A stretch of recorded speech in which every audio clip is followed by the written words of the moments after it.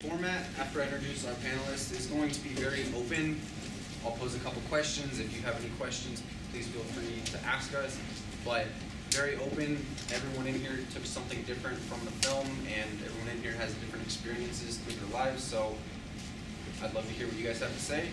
So first off, this is Lasana Hotep, who formerly of ASU Center for the Study of Race and Democracy. He is now the Director of Student Success at Estrella Mountain Community College and the lead consultant for Hotep Consultants, LLC.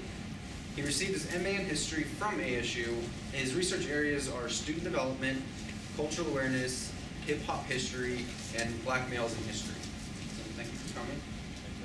Next up in the middle, Joey Estrich is the coordinator of research and operations for the Center of Science and the Imagination. He earned his MA in Gender Studies and a BA in Film and Media Studies, both from ASU. Joey has previously worked with the Office of University Initiatives, the Center for Film, Media, and Popular Culture, and the Center for Solid State Electronics Research. So he's been around ASU forever. Next is Professor Aviva Dove Vivan. She is an honors faculty fellow with Barrett the Honors College. She received her PhD in Visual and Cultural Studies from the University of Rochester and an MA in Art History from the University of Virginia. She's also an ex officio member of the Board of Directors and website content manager of the Society for Cinema and Media Studies. So thank you very much for doing that. So, my first question came straight from the website of the movie that was produced, and it is, in thinking about in what ways does the DNA of the comic book medium potentially harm black communities from what we view today? Wait, so potentially? Potentially harm the communities and not just the individual representatives. He's asking the hard questions all the time. This is not Jeopardy, right? Well, so I can say something that's like, for 1,000 alleys? Exactly. I'll go for 800. Okay. So one thing that I noticed when I was educating myself a little bit about all of these characters, some of which I wasn't aware of until really recently, and thinking in the context of the predominantly white superheroes that I grew up knowing about, is that especially the canonical superheroes like Superman and Spider-Man, there's a really overwhelming normalcy to them, that they represent the universe, or they represent America, or they represent a city. Captain America is another one. But Spider-Man sticks out as someone who is gloriously normal. You know, you see Peter Parker is almost painfully awkward at times and stumbling, and at the same time that he's very, he has these awesome powers, he's also a really normal guy with normal foibles, and we can all relate to him on some level on a day-to-day basis, and he's sort of vulnerable in that way.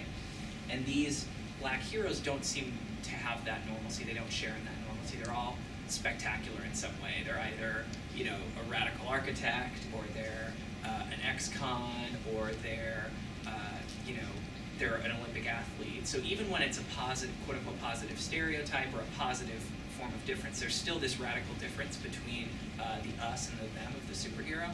And I feel like that might, it sort of it continues to classify non-white people as not a member of the collective, as sort of others who aren't entirely part of it. Well, going off of that, I think, one of the problems that we end up with in that kind of situation is that you have a sort of block against identification then. In some ways, I would say, I'm not like a black boy reading these comics, but I would say even for the people that are in theory supposed to be able to identify, right? So right at the very beginning, the filmmaker Jonathan Gale is talking about how I was a black male and I was reading these comics, and so it meant something to me to have black male characters to identify with. But when you have characters that are so sort of rigidly defined, like within those kind of stereotypical roles, I wonder how easy that identification really comes. And then the question comes too about how possible it is for other people to identify, right? So people who don't sort of fit into that mold. And I think one of the questions that I'm not even sure if this really addresses your question anymore, but one of the questions I had towards the end of the film is when they were talking about Black Lightning,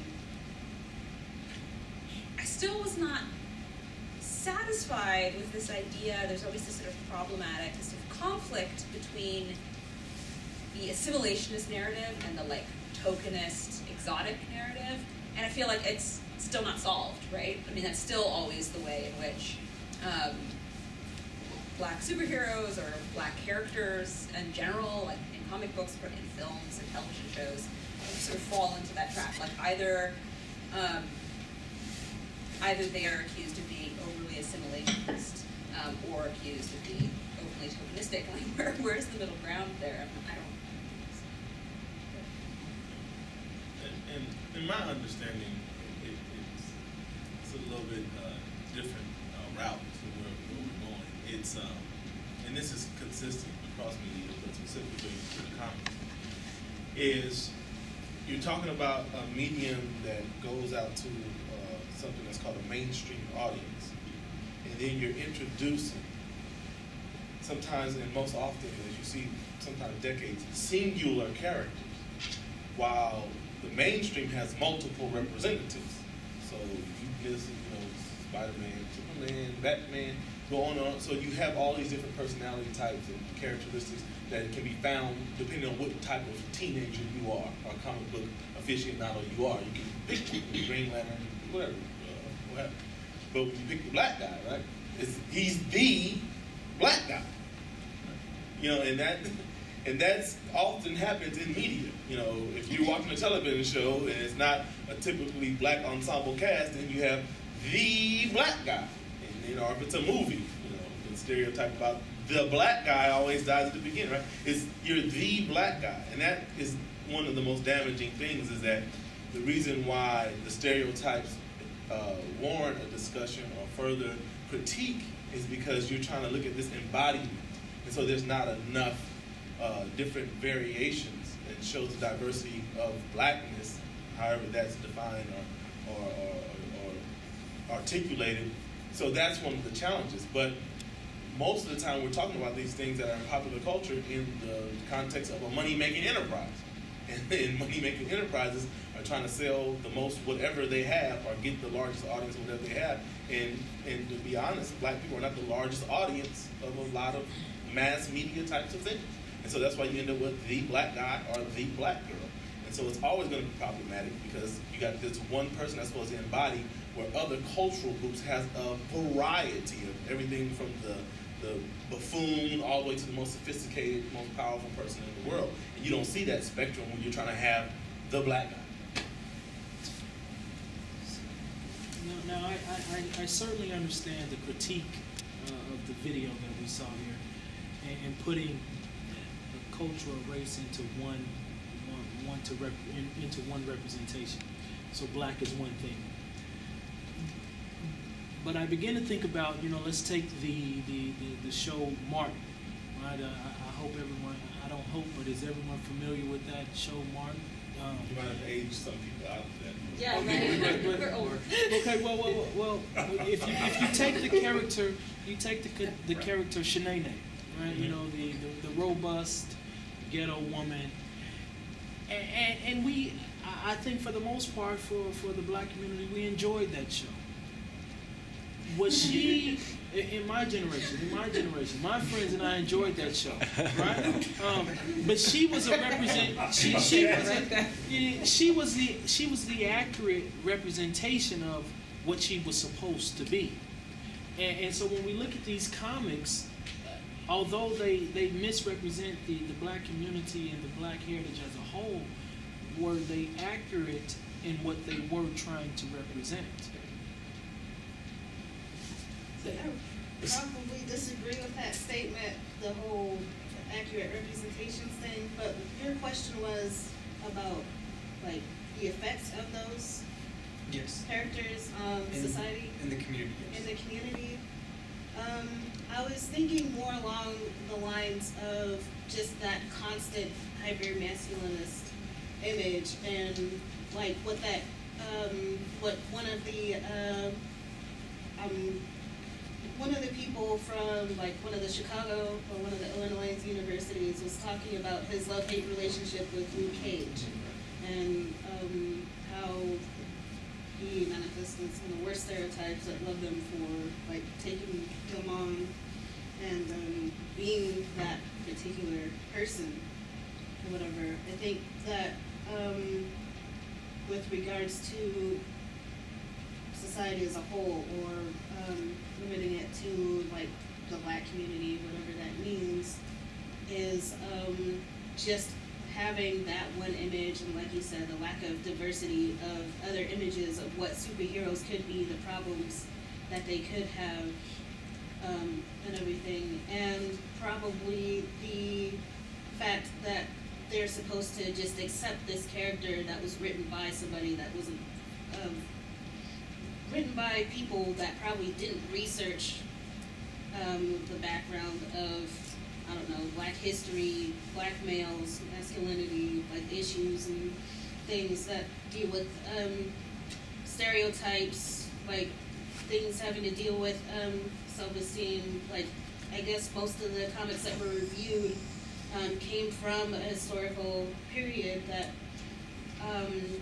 was, I guess, capitalized on, like with regards to Black pride and Black power or whatever. But the fact that most of these, I guess it could be split down the middle, that most of these people were either supporting characters, or if they were like major central characters, they were either painted in some sort of light that could be seen as threatening or negative, whether it be to like the power structures that exist in the U.S., or whether it be to like the community or whatever have you. I kind of feel like, yeah, more could be done, and that I guess with there being a lack of an audience that is, or that could possibly like stand up to that sort of thing, or a black audience that has risen through and have actually become like artists or writers or whatever, like Dwayne McDuffie has. And there have been other people that have done more independent works with Black people or African Americans, to be more specific, in their representations as superheroes. But I just kind of feel like the effect on society just is being met with some sort of increasing apathy, but at the same time, which is, I guess, at the same time not challenging those stereotypical characters or roles. Or if they are, there is some either level of backlash, or it goes away just as quickly as it came about, as seen with the whole Green Lantern bit, or the Green Lantern critique, with John Stewart being overshadowed by a Green Lantern that had previously been killed. Now, so going off that, one of the speakers had said, you cannot have a Black superhero and have him not be concerned with his race. Do you agree and disagree? Do they do more harm than good if they're this very hyper-masculine in the comics, or if they're not even brought into the comics? Well, I mean, this sort of goes back to what I was saying, and this is, I think, one of the most troubling questions whenever you deal with representations of race, is this idea of, I mean, what does a Black superhero look like that isn't concerned with his race? Like, what would that look like?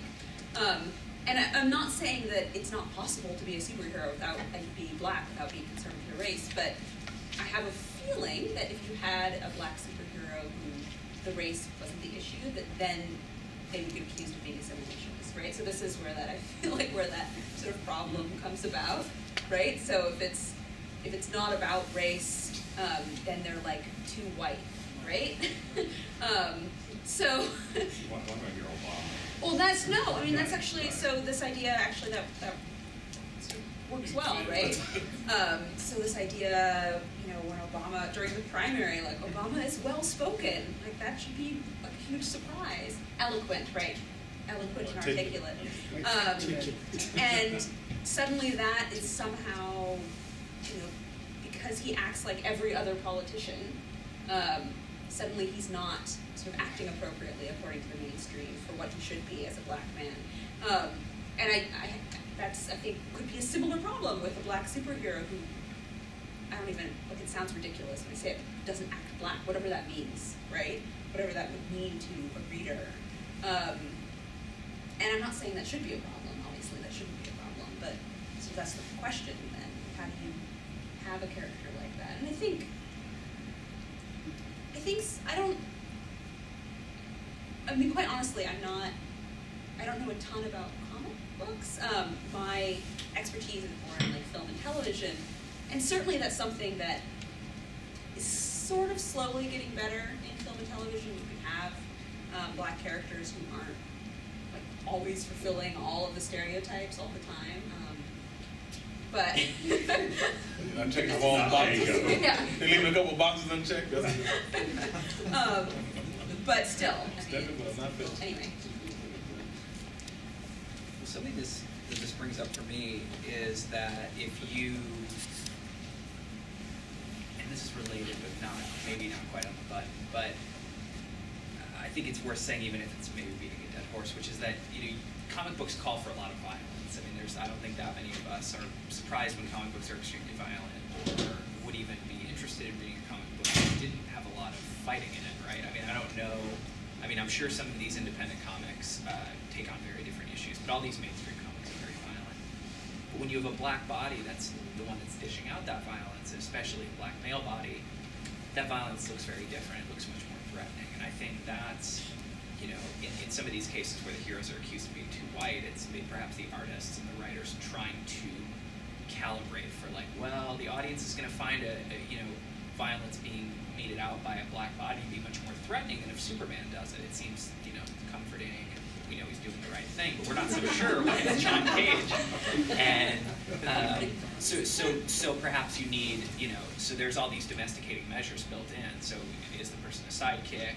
Is the person an architect? Is the person a teacher? And so there's this kind of Sidney Poitier, what feels like overcompensation to say, oh no, he's normal, he's harmless, he's not going to upset the society that you're used to, he's not going to be a force that unseats or throws into chaos the values that you hold dear.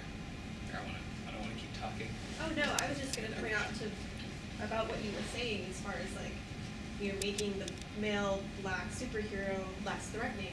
I think, and I've only read some comic books, I haven't read a ton, and I haven't read every comic book. Yeah. That's why I'm here. Not even half of them. Not even half of them, and I certainly haven't. Only Taylor's read them all. Haven't read the ones that we saw here, but just from the pictures of Luke Cage's nemesis and the villains, to me they seemed more animalistic, and that was kind of interesting to me. Like, he's not fighting these, not even black villains, but not even human villains, right? So is that maybe helping the audience feel more comfortable? Like, oh, he's not fighting real people, even if they are bad. He's fighting these literal monsters. And the most human-looking villain that we saw, it seemed, was this black woman. Like, he could beat her up and it was okay, but otherwise we've got these, like, horrific monsters that he's defeating. And I mean, of course, there are always villains who are monstrous, but they seemed even more so. I mean, if you look at X-Men, people are mutants, but you've still got Magneto and Mystique, who are relatively human-looking, but some of these villains were just like, what is that even? Well, the difference with X-Men is you've got, the villains are thoroughly psychologized, whereas I don't know, but it seemed unlikely that the guy with the piranha face was gonna like have Mr. Fish or the piranha guy or the Cottonmouth, that these characters were gonna have a deep backstory that we were going to be able to relate to, even if we didn't agree with what they were doing. Right? I want to say on that note, it's also about audience.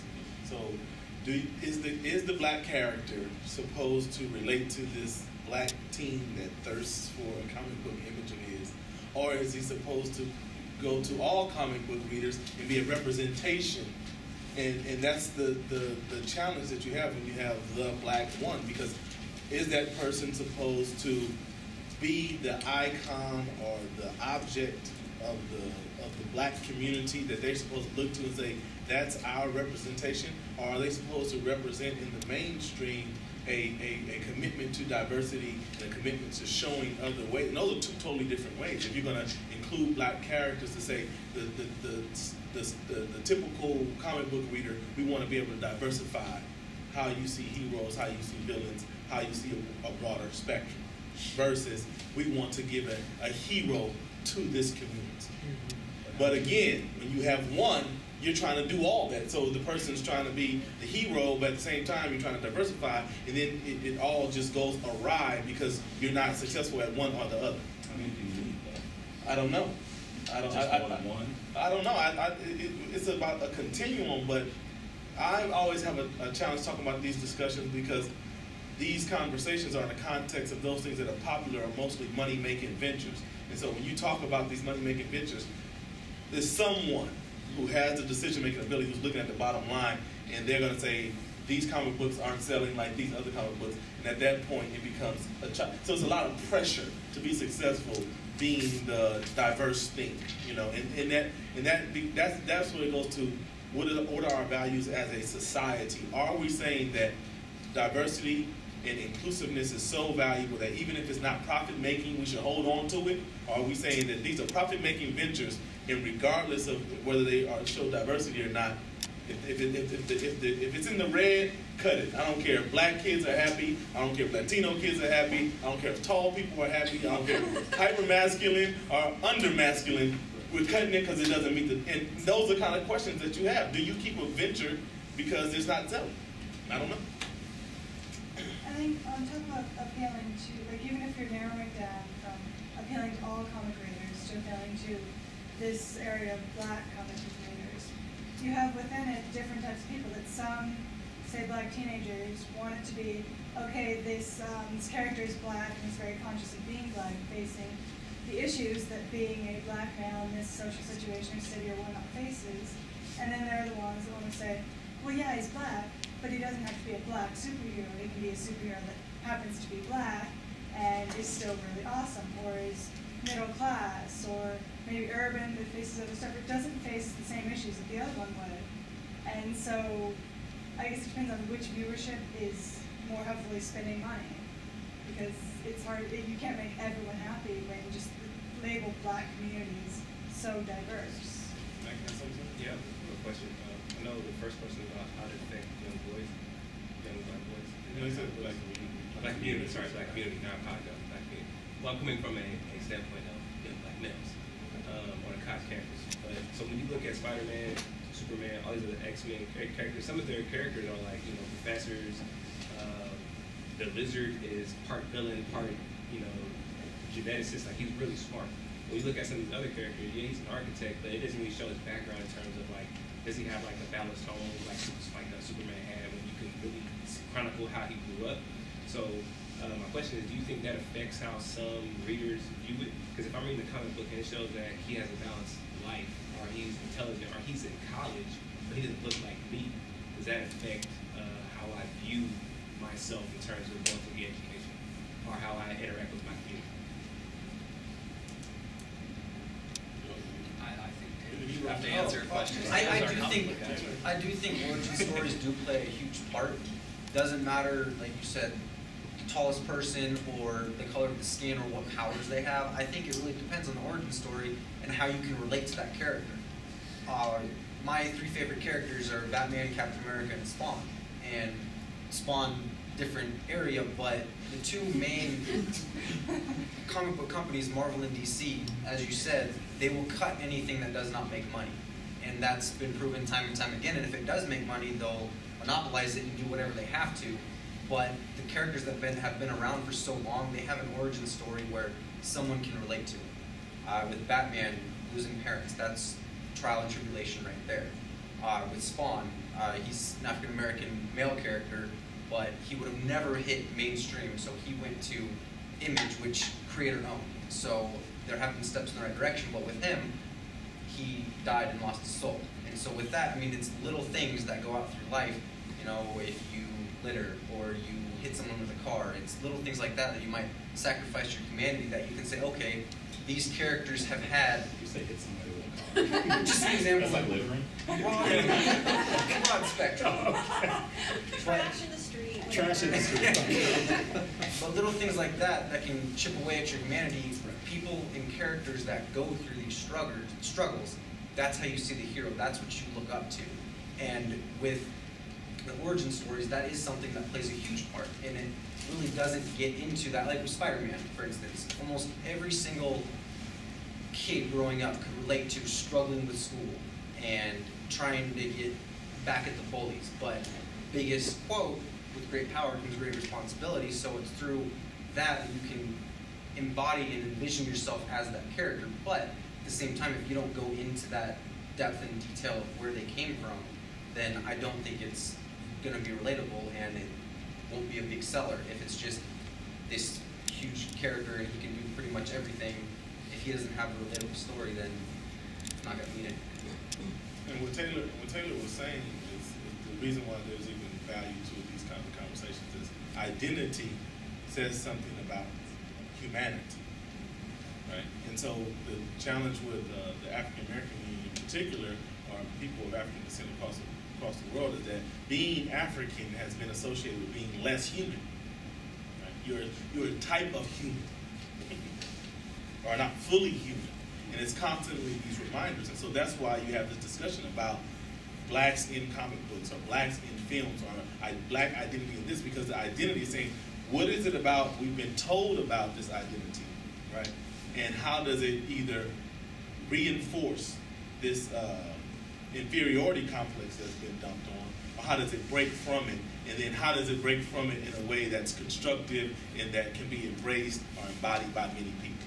So this identity thing is not just about black, white, Latino, etc. It's about your cultural identity has been associated with how human you are in a white-dominated society and in white-dominated societies. And so that's why this conversation is, whether you live up to a stereotype or you don't, that's why this has value, is your value of humanity. And again, when you have mainstream products, it's very difficult to get inclusive in there because the majority of the people who are buyers are not in that. And so you have to embody, you're embodying a lot when you're the thing. And that even comes when you talk about gender. When you're the woman. There's all kinds of women, the whole spectrum. But you're the woman. Now you represent all there is to be a woman. There's going to be 99 women standing around saying, nope, she doesn't represent me, right? But in this mainstream thing, you're the representative. Well, sort of going off of that, and I was thinking about the sort of gender-race parallel too, because I think one of the problems maybe, and it's to take many steps back from even just thinking about like comic books and how they affect the community, is this this idea of cross-identification. So, and this is why I was thinking of gender. So it's something that's being talked about recently a lot in terms of gender, with things like the Hunger Games, and suddenly we have more female characters, and the idea is like, oh my God, boys can also identify with these female characters, right? Whereas women have been asked for, or sort of told for many years, or girls, right, that you might as well identify with these male characters, or these boys who are the sort of headlining characters in these books, because you're not going to find any of this, right? So we have to identify with the boys, right? Like, because, and it's long been assumed that girls have no problem identifying with boy characters, let's say in like children's literature, right? And I think the same assumption goes for race as well. There's this idea that, well, black kids aren't going to have any trouble identifying with these white characters because whiteness is considered this sort of neutral ground, right? Like, falsely, of course, right? But it was like, I can't remember who it was, but someone in the documentary was talking about, was it the Justice League? Yeah, or the Young Justice League. Right, and how, the guy who's, I don't even know the character. Superboy. Superboy doesn't identify himself as one of the people. We have people of all different colors, but he doesn't say, and I'm white, right? Because he's considered the neutral, right? He's not, he has no race, because he's white. And I think, I don't believe that. Like that's the sort of conception, right? He doesn't have a race. And I think that there's something that's similar going on there with both race and gender. This idea that, well, if we have a black character, only black kids are going to be able to identify with this black character, right? Which is a totally false conception. or if you have a woman character that's only for women, right? Only girls or only women are going to identify. And so I feel like there's a problem, like even further back, this sort of idea that that goes back to that sort of like white neutrality or male neutrality, that this is the sort of standard for like identification. Going off identification in comic books, which we saw, all those characters had crazy outfits that no one sane person would wear on a day-to-day basis. But with Jon Stewart being the Green Lantern, who is introduced as, okay, now the white Green Lantern, he's down and out, so now this black Green Lantern comes up. What's the significance of him not wearing a mask, being the first Green Lantern throughout the galaxy to not wear a mask? Well, growing up in the comic book universes in general, the heroes tend to get a lot of flack because if they wear masks, they're hiding their identities. They're like the criminals. They're vigilantes, not heroes. They get that a lot, which is why people like Superman and Wonder Woman are prized, because their faces are clear. They may have secret identities. So with Green Lantern as Jon Stewart, who were blacks for a long time, were they're the evil guys, or just the non-characters, to be the upstanding one saying, hey, I'm not hiding from you, this is who I am, I'm fighting for you, is really noble in a way, because he is sacrificing himself and his family if, if his villain's going to come after him, well, you know who he is, you know where he might live. So. I mean, it might politicize a little bit the whole tokenism thing, and like everybody possibly knowing who he is based off of whatever other features. I think there was some sort of word balloon about like people knowing who he was going to be anyway. So why not have the mask off? Yeah, I think one of the people who was interviewed said something like, "Well, they're gonna know I'm black anyway, right? So what's the point?" Since he's the one black guy in the entire comic book universe. The mask is not gonna cover that up. His afro.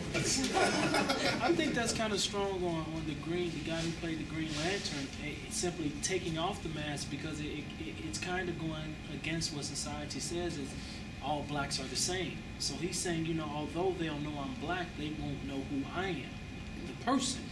So though he and I have the same skin complexion, we are different. And so I interpret that as him saying I am an individual. Though I am black, removing this mask makes me an individual and takes me out of the broad category of just being a black man who no one might not know who that black man is. So that's how I interpreted the taking off of the mask. I think it's really the movie's dark and nostalgic and sad moment, and it's early on for a reason, I think, and it's not chronological like the rest of it. Because I think the Green Lantern character seems to have the most potential, because the Green Lantern character is the only one that they presented that's not very particularized, right? Superman's always saving the whole universe, but the way they talked about these black superheroes, they're often working in a small area, they're working in their community, they're working in this kingdom, they're working on race issues specifically. Whereas the Green Lantern, right? I know. That pimp away from his daughter, like that's real for people that I know. I know of people chasing pimps off their corner, ministers chasing pimps off their corner, policemen who off duty chasing pimps out of their neighborhood. And they're not superheroes. That's what But to some superhero chasing pimps. But to a little kid, that may be a superhero. He may have made it. The guy who made it from the south side of Chicago to downtown Chicago and still comes back, that's a person who made it to some people. So he is a superhero. I know, I'm talking about in the comic book. Here's the thing, you need both. Like, you need these particular heroes and you need the universal heroes, and this goes to the diversity issue, I think. I mean, this goes to the crux of it, right? Is if you say, well, white heroes save the whole world and black heroes save their communities, it's great that black heroes save their communities, but they should have the opportunity to become universal and national world heroes as well. I'm just saying it has to be an intergalactic pimp. That's all I'm saying. It just can't be a guy on the corner. That's all I'm in Harlem. Save it from an intergalactic. We do get at that notion of why we sort of have looked at this as the project as heroes, superheroes, and superhumans. Because there is a germ that, or a point of intersection that connects all of them. And it depends on how we define heroism, who's defining it. And last night we talked about the flaws of heroism and the ways in which we are sort of complicitous in creating these heroes and then pulling them down. And so in many ways, that person on the street does become a kind of hero in the way that we saw that little boy looking in that mirror. And when he looked in there, you know, what I like to do when I teach my children's literature class is hold that image up and then have people write captions for it. The little boy looking in the mirror, and you know, as he's brushing his teeth, and what's reflected is this white Superman. And there are all ways you could go in terms of gender, you could go in terms of sexuality, you could go in terms of class, but there is that sense that there's something every day about this need to create that hero, whether it's on the street fighting a pimp, or getting it out of your neighborhood, or you know, this larger galaxy. And the thing I want to say about, in the film they talked about how Black Panther came from a fictional African nation. Right? Where's Krypton? I mean, that's what I'm, you know, Superman comes from a fictional planet. I mean, you damned if you do, you damned if you don't, right? If you pick a fake place, then it's like, well, he's representing nothing. But if you pick a real place, and it's like, why he got to represent Harlem? And that's what I mean by when you're the guy, right? You got to represent all of these different things. But Superman, the thing about speculative fiction and sci-fi and comic books and things of that nature, it's supposed to be otherworldly. It's supposed to be outer realmly. That's the whole purpose of all of it. Even the vigilante type Batman, some of his stuff is otherworldly. You know, even though he just got some basic, you know, green belt kung fu under his belt.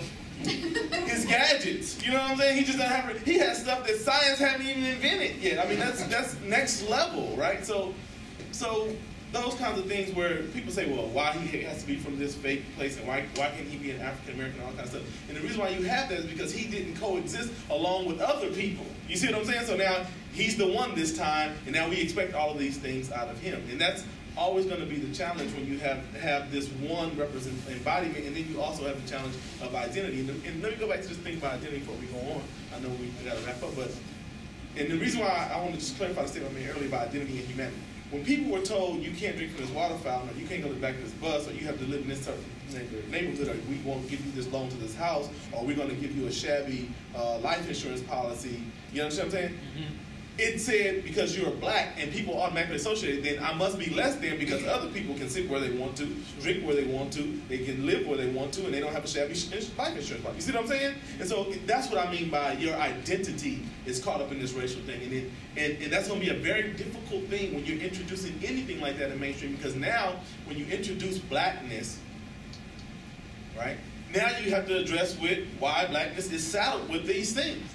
And if you're a mainstream company, the last thing you want to do is associate it with white supremacy, which was the reason why I was saddled with these things. So there's always going to be a delicate situation. It's always going to be weird and bizarre. It's going to be a hard backstory, right? Because if you make the guy an architect with a family, well, at that time that was made, that's when the Kerner Commission said the reason why the black community is rioting is because the black woman's running the household, ain't no men nowhere, right? If you make them from the ghetto, fighting pimps, then it's like, well, that's stereotypical, What about all of us who have these educations from Dillard, Hampton, Morehouse, etc.? You see, so these are the kinds of things we have to deal with when we're talking about anything, whether it's film, television, comic books, or whatever, and introducing blackness to the mainstream. How do we deal with this delicate issue of this historical inequality where it's a way where it's honest, you know, but it's not vulgar? Well, I mean, and the way to deal with it, is going off of what you were saying actually earlier, is to have more characters, right? Because whenever you're one, then the burden of like the entire race is on top of you, right? You have to represent everyone then somehow magically if you're the only one. Well, it has to be not more. It has to be more than just more. But you can have more of the same. Sure, no, more, but different. But different. You can put the Obama, and then you put the Obama black guy, you put the black guy from Harlem, hood Harlem. You put some diversity. You put the homosexual black guy. Okay. Yeah, I'm wondering what with we're talking a lot about the nuances of and the difficulty of creating a black character that needs to represent all these different things. I'm wondering to what degree you think, and I don't know how many of you are privy to the intricacies of the comic book industry, but to what degree is the issue that there happens to be a lack of diversity among comic book writers, and how much could that? And I don't know if there's a problem with supply, or or how many, how much diversity there is in the comic book writing community. I know of the ones I read, they're all white. So, do you think that could help? Is there a problem there? And if you had more black writers within comic books, do you think that would help mitigate these issues? If people saw black writers creating these characters, it would be less of an issue, or do you think that the stereotypes might still, people with the same issues would still be there? I'd like to. So I think, a couple of years ago, and this is something my director, Dr. Ed Finn, researches here at ASU too, got interested in nerd culture, right? And so the pipeline that all these writers are coming from is, discussion boards online and forums, local, comic book stores and Comic-Cons and other kinds of conventions and meetings. And that entire culture has historically always been very exclusionary, very white, and very male. And it's a consumption-oriented activity. You have to buy the comic books. You have to consume the video games. You have to be able to attend the Comic-Cons. And so, for people who aren't of means, people who are in middle or upper middle class or who are upper class, they're not going to be able to participate fully. And even if you do have the financial resources to do so, it's not always such a welcoming place for people of color, for people who aren't heterosexual, for women. And those things are changing, but I think that we're seeing this pipeline, and maybe in 10 years, if things really are changing the way that some people say they are, and I think there's more buzz online, and we're seeing more activity on social media about this. So I'm wondering if there would be a pipeline issue that would be addressed. But I think we see just as much controversy around the representations of, say, black people in Hollywood when they're represented by black writers and directors as when they're represented by white writers and directors. And so just fixing the race of the producer to the race of the consumer to the race of the characters represented doesn't necessarily fix the representational issues either. Tyler Perry's been the biggest lightning rod for race in film in the past several years. And, yeah, and I think that's because they're grappling with economic realities of trying to sell this stuff, or you would think or hope that black writers and actors or whatever would be able to better represent having, that what would be, what people would want to see there for their background. I think it's something like that. Well, we're dealing with a long history of misrepresentation that just goes way back. So even African American writers are affected, has internalized that misrepresentation of ourselves. So that would be something that would need to be corrected, like just go way back and correct it. Yeah, start from scratch, start all over again. You also have the issue of who, just because somebody is black doesn't mean that they have the same class background as you. It doesn't mean they're from the same kind of community as you. It doesn't mean they think the same things about gender or religion or the way this country is going as you do. And so you're going to get just as many disagreements amongst these groups. Like, these groups have an infinite spectrum of diversity, just like our society as a whole. And so I think it's promising to have a more diverse writership among these comics.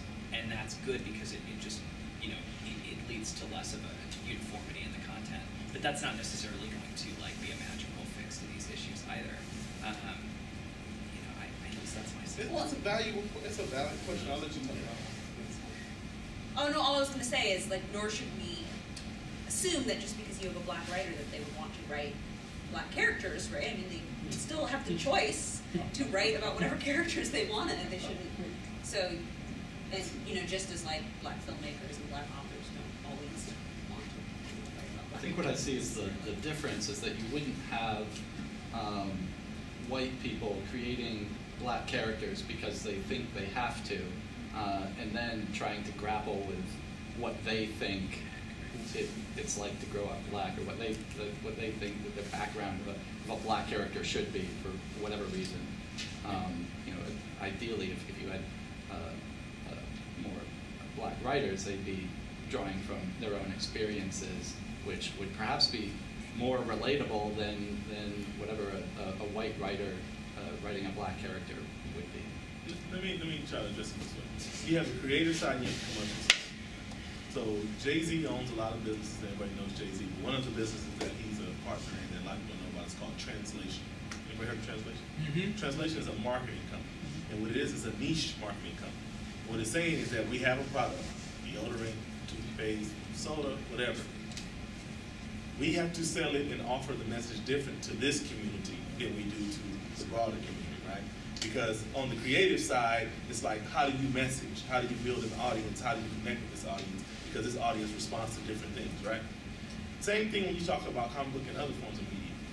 On the creative side, if we have more black writers, that's great. But you still have a business, a commercial side, where people are saying, is it selling? The relationship has to be with the commercial side. It's not going to sell as hot as the latest Superman. The Superman has a 40, 50, 60-year advantage on the new thing. So we're going to, you know what I'm saying? So the business side is going to have to work with this creative side, saying we're trying to introduce this, and in certain things we're going to try, in certain ways we're going to approach markets. Sometimes we have to create entire markets. And business is just not in that mode right now where they want to be patient enough to create entire markets. And in most commercial industries, I'm talking about the need to make money now is incredible. So like, you take for instance Michael Joseph Jackson, one of the most creative songwriters in the world. You know when we got Thriller? Thriller was his 7th album. That's when we got Thriller. You don't have 7 albums to make a commercial smash now. You have one hit, one single. You make one single and it doesn't do well, you are dropped from the label. So it's that culture. How do we change the commercial side to where we say we want to be inclusive of all different spectrums of not just black people, but more inclusive of society as a whole, sexuality, gender, etc. And how do we create these markets, and how do we be patient enough? You know, so don't give them the same budget you give to other people as far as 40 million, right? But let's work that 10, 15 million, and let's build an audience. And that's what we don't have. We don't have that marriage between creative and commercial anymore. If it's not a hit right out the gate, then they say the people don't want it, move on to the next thing that's going to make money. I often hear people say,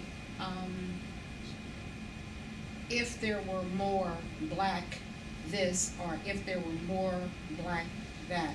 And doors are closed to African Americans in just every aspect of society. So this whole thing about if there were more black comic writers, there are writers out there.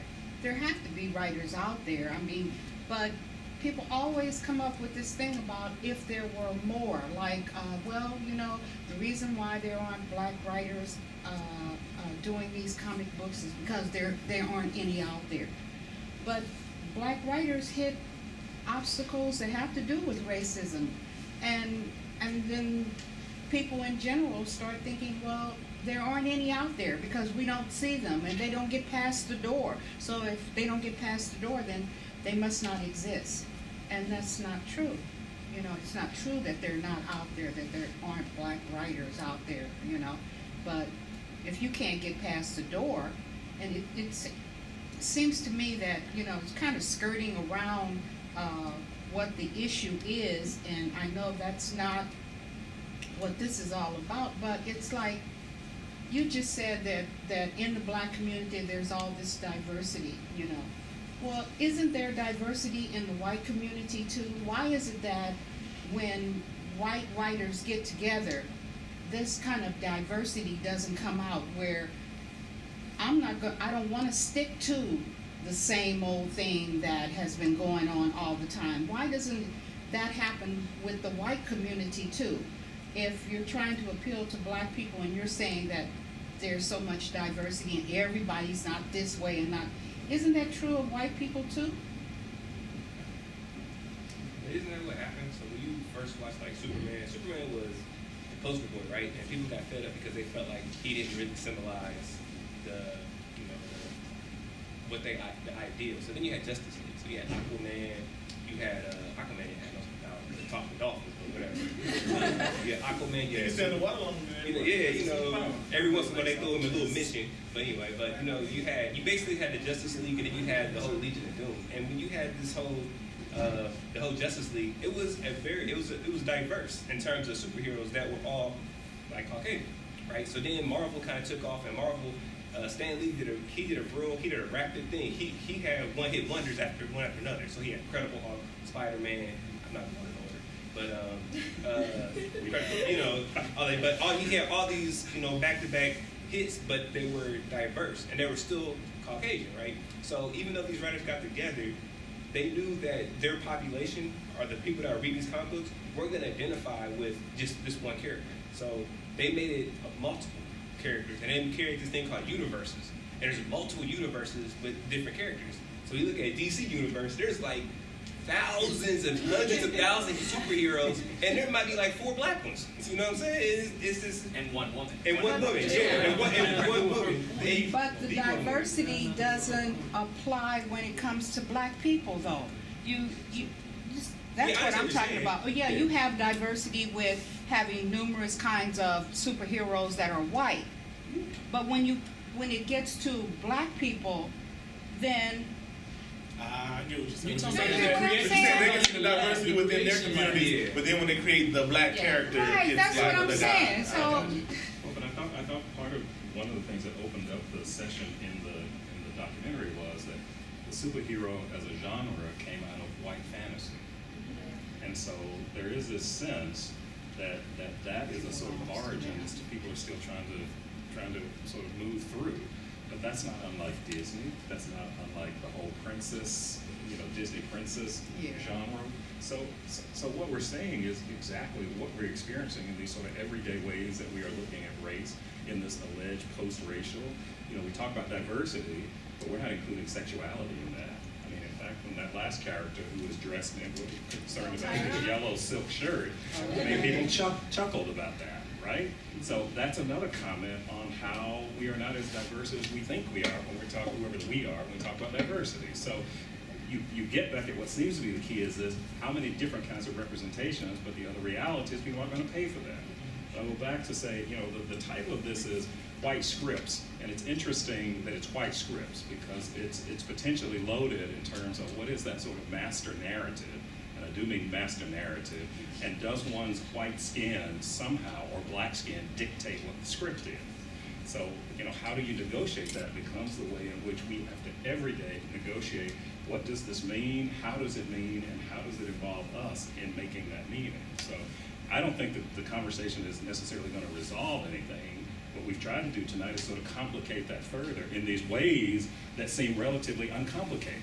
That it's not simply about a superhero. It's not simply about comics. It's really about this larger series of things that are happening every day on the corner, in the communities, as well as in this galaxy that we can imagine. And sometimes the imagination is actually restricted by the history. That sounded like a sermon.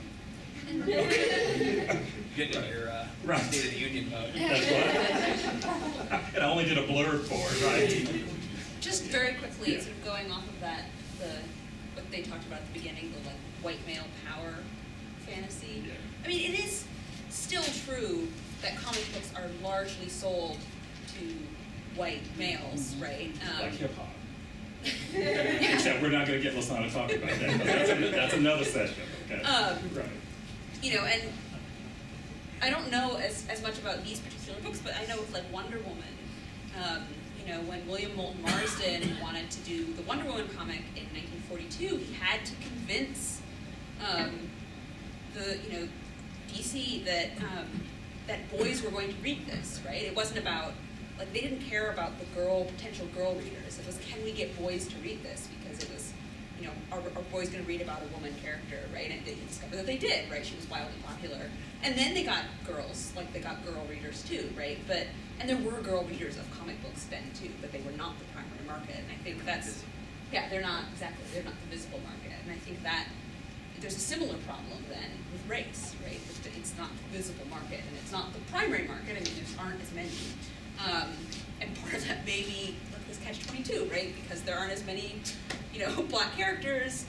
There's not as much room for identification, and the same thing with women. In terms of comic books, just a quick history lesson, all of those characters looked like they were drawn by the same person. That was the style. Now, comic books as an industry and as a medium have grown from where they started in the 30s, 40s, to now you have creator-owned comic books. So going back to what you said, and the characters and identity, and if you identify with them, yes, you're going to empathize with them more and look up to a hero. And so with creator-owned comics, you can get, anybody has a story to tell. It just matters what story you want to tell and how do you want to portray certain individuals as heroes. Do they have a superpower? Are they superhuman but not a hero?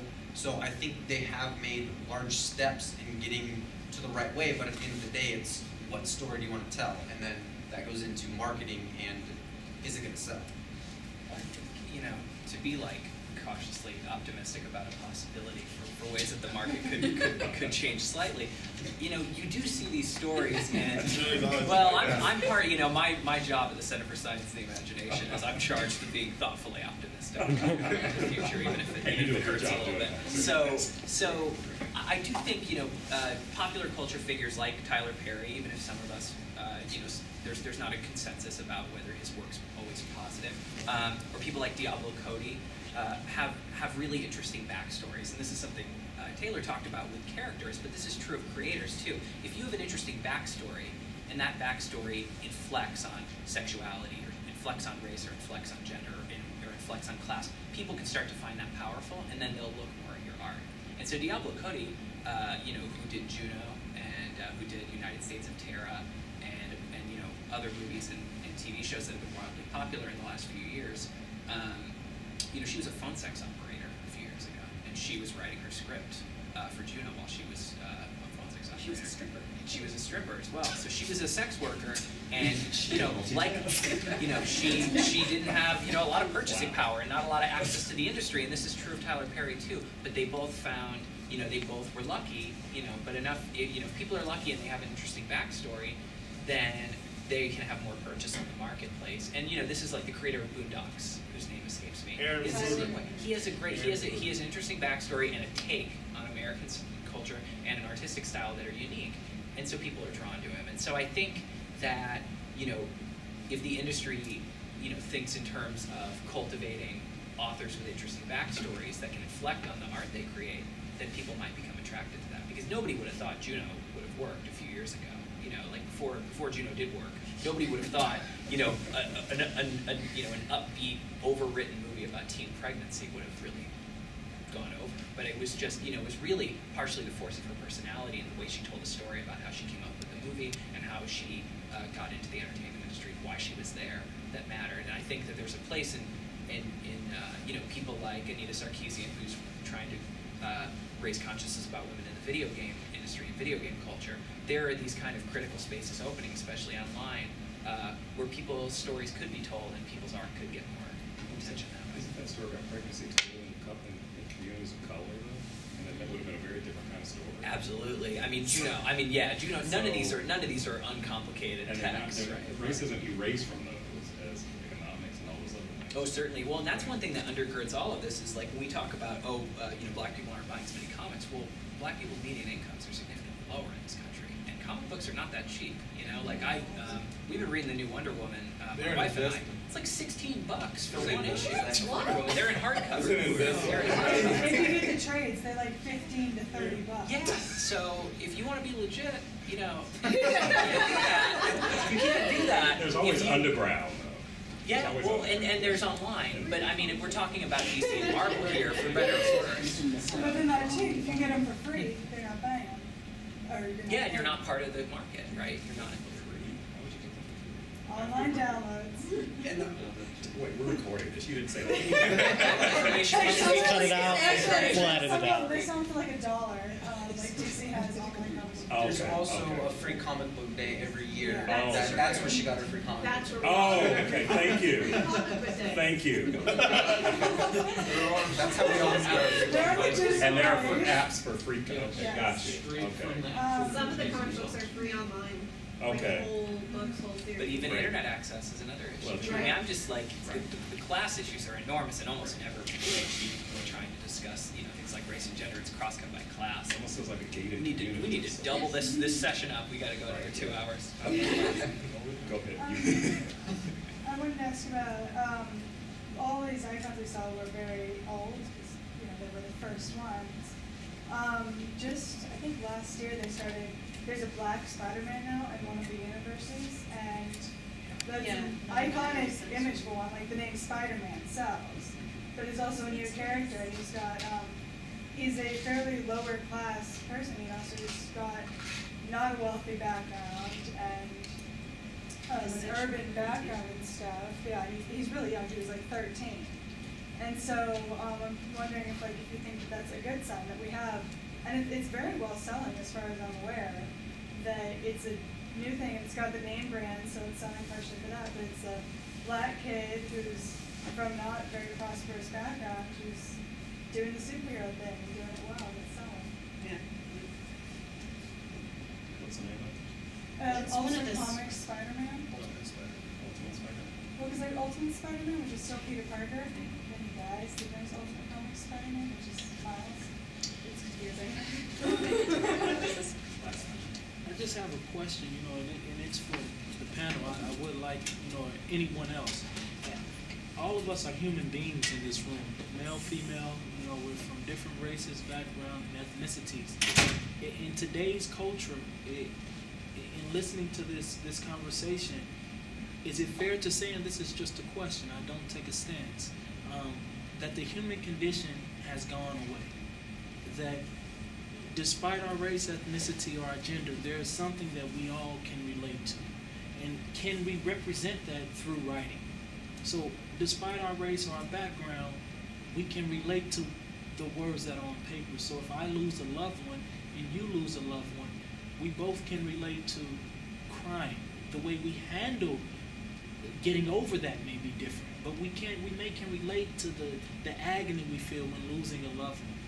Has that gone away in our writing, or does everything have to be about race and gender? Is there the human condition anymore? Is there anything that we can relate to despite the race and the gender? I think that comes down to the talk that we're having here. Heroes, superheroes, superhumans. We're all human. I think to build awareness on that and is having these types of activities. And if you look from the very first comic book that was created to where we are now, people got together just like this to have these discussions. Where should we go? Where should we start from, and where do we end up? We've made so many, if you look at that first comic book to where we are now with the art, the writing, the relationship between the text and images, you have Miles Morales, half American, half Mexican American, who's the Spider-Man. And going through that, I mean, we can all relate to something. We all have our own origin stories. It's just about telling the new story and what's next, and sharing what makes us all human and who we look up to as different heroes, whether they're our parents or a community member or someone that is scantily clad in a comic book. And so I think that, I mean, you guys can address this also, but I think there is something that at the end of the day we're all human and we can all look at a comic book for different things. We can read different things into it. Diversity, whether it's a white male, black male, female, it doesn't matter. It's a story and it's how we respond to it. And I think we're in a unique time here where social media, we can go back from this with the Project Humanity shirts and say, this is what I learned, I want to bring awareness to this, I want to go start reading comic books now. And I don't like this comic book I read, so I want to make my own story. And then you can go out and tell that story and get that popular and spread free advertising through Facebook and Twitter and going to comic book conventions and saying, hey, what do you think? And back in the 60s and 70s, like most of the creators and writers of the comic books that were featured in the documentary, I think their form of the human condition was identifying with friends that, or with their black friends that were nerds or comic book nerds, and them finding a solution in their lack of representation and writing their own stories or creating these characters when They probably, when Black people probably weren't able to do that themselves in an era that was still rife with some sort of racial backlash or continued racism, whatever that was coming, like them taking that risk to create these Black characters comes from a historical context where there was still some sort of segregation, or segregation was slowly coming to an end, but not the sentiments of white supremacy or whatever, like as was seen with the whole logo comic rejection in the beginning, or the guy talking about again his Black nerd friends and him wanting to create a character for them to look up to, or something like that. So you're going to have a final really comment? very Yes, quickly. yes. I absolutely agree that we all have something that we can, some sort of idea, some sort of sense of the human condition, right, that we can all identify with. But I think that it's important, especially now, to remember things like race and gender, because when you start to just say, well, like, we're all the same anyway, that's I think when you can easily fall into the, I'm not saying that's what you're saying, but that's when you can easily fall into the trap of being like, well, this is a neutral character, you know, so everyone can identify with this, and I don't need to bother to have representatives of, you know, to have diversity, right? Because, oh, everyone can identify with my characters. I think it's the potentiality of experience as opposed to lived experience, because everybody on some level is on the inside or the outside. And I think, you know, one of the things that Project Humanities tries to do is to bring people together in those everyday spaces. It's very easy in moments of great loss for people to find those connections. When we had Sandy Hook, we had 9/11, when we had Tucson tragedy, people reached out. It wasn't about political identity, it wasn't about economics necessarily, it was about looking towards something that was bigger than we are. I think that potential is still there. I think that's what gives us hope. I think that's what we, you know, those who sing the blues, and you know, Wyatt Cageberg sing. So I think part of that condition is the possibility and the potentiality that our experiences do in fact intersect, and they don't have to match, they don't have to be mirror images of it. And that's all that Project Humanities is trying to do. If you look at this image here, it's not about people being the same, it's about different people coming together, trying to move towards something. And the other side of that is, you know, people come together and move towards some other stuff. That's not always good. So when we start talking about sustainability, we're talking about sustainability for a general good. And again, that's not universal either. And I think that's what separates us from animals, is that we can think and we use language to become the skin of our thoughts. So on that note, we would like to stay here, but the idea is to whet your appetite. We have more discussions coming up the rest of the week, and we'd like for you to go to our site. We've got the rest of the schedule here. We want, if you don't have a t-shirt, to grab a button, and we want you to tell somebody about the event, but more importantly, we'd love to see you. Join me at the other events. Join me in thanking Taylor and Aviva and Joey and Lasana, and take more food and stuff again.